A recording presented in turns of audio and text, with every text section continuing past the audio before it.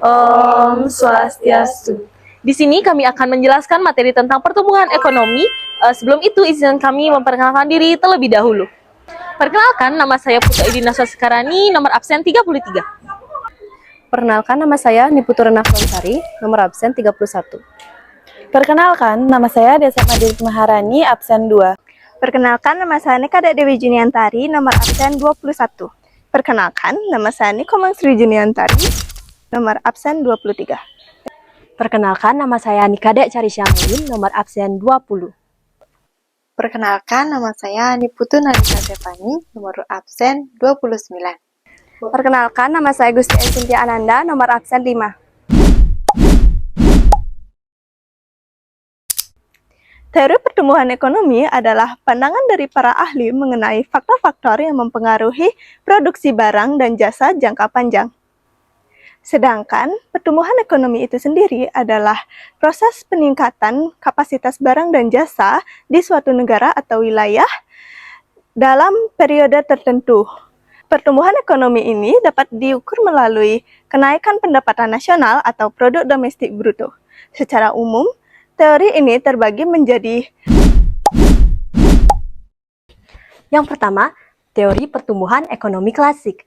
Aliran klasik berfokus pada keseimbangan antara ketersediaan lahan, jumlah penduduk, dan akumulasi modal. Ada 3 tokoh yang mengemukakan teori ini. Yang pertama ada Adam Smith, atau yang lebih dikenal dengan Bapak Ilmu Ekonomi. Di dalam bukunya The Wealth of Nations, Adam Smith menyatakan pertumbuhan ekonomi dipengaruhi oleh yang pertama, pertumbuhan penduduk. Pertumbuhan penduduk mendorong perluasan pasar. Yang kedua, spesialisasi dan pembagian kerja. Pasar yang luas memungkinkan pembagian tugas yang lebih spesifik, sehingga produktivitas pekerja meningkat drastis. Yang ketiga, akumulasi modal. Tabungan dan investasi diperlukan untuk membeli mesin atau alat produksi guna mendukung proses produksi.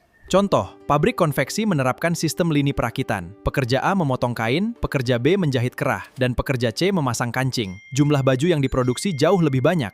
Selanjutnya yang kedua menurut Thomas Robert Malthus, yaitu ia mencetuskan bahwa bahayanya dari pertumbuhan penduduk, dan ia juga mencetuskan bahwa adanya teori pertumbuhan penduduk yang mengikuti deret arus 1, 2, 4, 8, dan 16.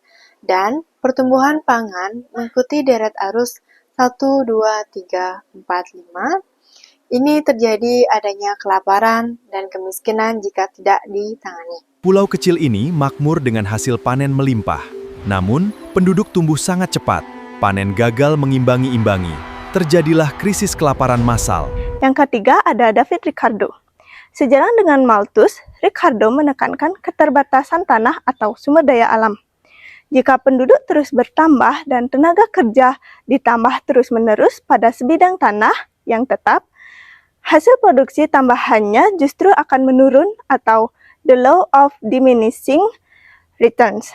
Akibatnya, tingkat upah akan turun hingga hanya cukup untuk bertahan hidup dan ekonomi akan mengalami kemunduran. Di Tiongkok, upah kerja lebih rendah karena penduduknya banyak. Sebaliknya di Australia Utara, susah cari pekerja karena penduduknya sedikit, maka upahnya relatif tinggi. Teori pertumbuhan ekonomi neoklasik menekankan bahwa pertumbuhan ekonomi tidak hanya dipengaruhi oleh pertumbuhan penduduk, melainkan juga oleh investasi, pembentukan modal, kewirausahaan, dan teknologi. Ada 3 tokoh yang mengemukakan teori pertumbuhan ekonomi neoklasik, yaitu Harold Domar, R.F. Harrod, dan F.C. Domar. Pertumbuhan ekonomi yang stabil, steady growth, membutuhkan pembentukan modal melalui investasi. Semakin besar modal yang ditanamkan, makin tinggi juga kapasitas produksi barang dan jasa suatu negara. Teori Harrod tabungan dan investasi. Negara A targetkan tumbuh 6% dengan ICOR 4, butuh investasi 24%. Modal ini untuk bangun pabrik dan infrastruktur. Yang kedua ada menurut Joseph Schumpeter.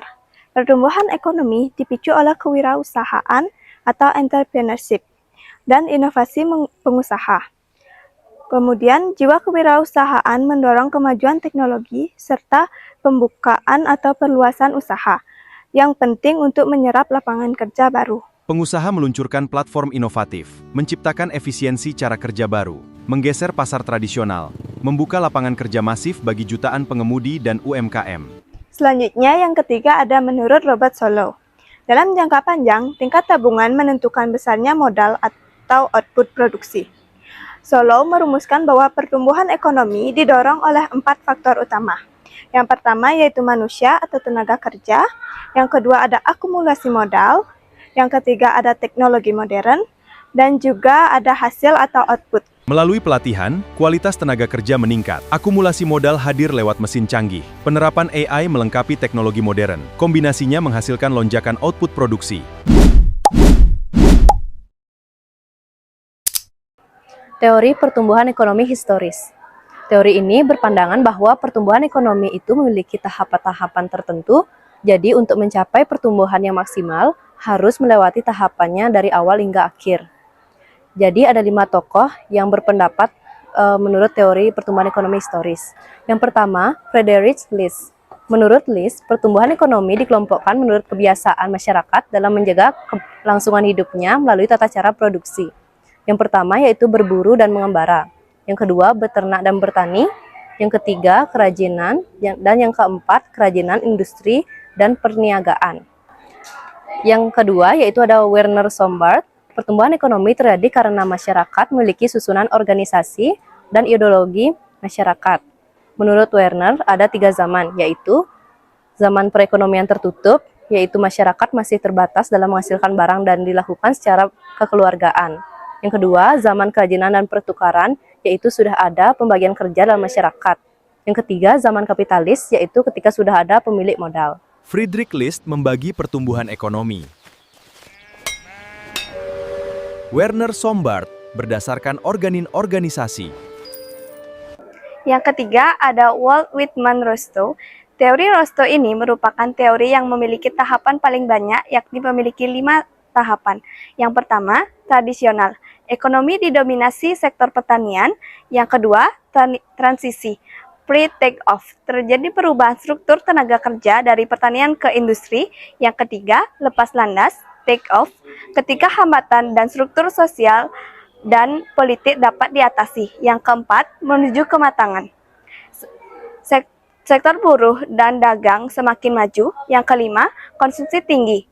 Tenaga kerja didominasi, tenaga kerja terdidik, dan penduduk di kota lebih besar dari desa. Rostow membagi pertumbuhan menjadi tahapan linier, dari masyarakat tradisional hingga konsumsi tinggi. Hildebrand melihatnya dari alat tukar-menukar, dari sistem barter hingga masa kredit. Yang keempat ada Bruno Hildebrand. Menurut Bruno, pertumbuhan ekonomi dimulai dari alat tukar-menukar yang dilakukan masyarakat, yaitu yang pertama, masa tukar-menukar barang atau barter. Yang kedua, tukar-menukar dengan uang atau jual-beli. Yang ketiga, masa tukar-menukar dengan kredit. Menurut Bruno Hildebrand, pertama ada masa tukar-menukar barang atau barter. Kedua, masa perekonomian uang, di mana uang jadi alat tukar. Dan ketiga, masa perekonomian kredit. Yang kelima ada Kurt Butcher. Menurut Kurt, pertumbuhan ekonomi suatu negara didasarkan oleh hubungan konsumen dengan produsen. Tahapan pada teori ini adalah yang pertama, rumah tangga tertutup. Masyarakat hanya memenuhi kebutuhan kelompoknya sendiri. Yang kedua, rumah tangga kota sudah muncul hubungan dagang antar desa dan desa dengan kota. Yang ketiga, rumah tangga bangsa kemasyarakatan perdagangan antar kota akan membentuk satu kesatuan masyarakat yang melakukan pertukaran dagang dalam negara. Yang keempat, rumah tangga dunia, yaitu masa di mana perdagangan telah melewati masa-masa negara seperti saat ini. Karl Butcher membagi tingkatan berdasarkan jarak, dari rumah tangga tertutup hingga kota, lalu meluas ke rumah tangga bangsa, hingga akhirnya mencapai rumah tangga dunia.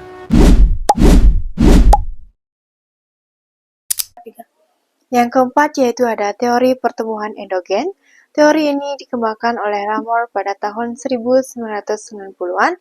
Teori ini menjelaskan bahwa peningkatan kemakmuran dipengaruhi oleh modal investasi, dan sumber daya manusia. Pertumbuhan endogen dari Romer menekankan, seperti SDM, investasi pada manusia dan inovasi, akan meningkatkan produktivitas jangka panjang. Teori pertumbuhan ekonomi menjelaskan evolusi faktor pendorong kemajuan suatu negara. mulai dari ketergantungan pada sumber daya alam, investasi dan modal, tahap perkembangan masyarakat, kemajuan teknologi, hingga kualitas sumber daya manusia.